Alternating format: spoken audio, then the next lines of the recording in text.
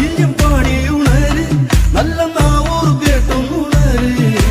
തത്തകത്തമ്മയുടെ കാവൊന്നു കേറാൻ ഉള്ളോർ കുടം പാടും പാട്ട്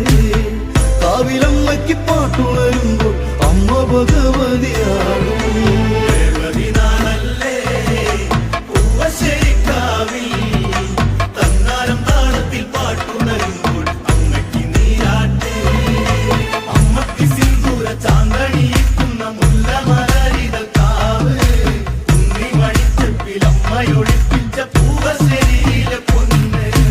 അമ്പിളി തിങ്കളുദിച്ച്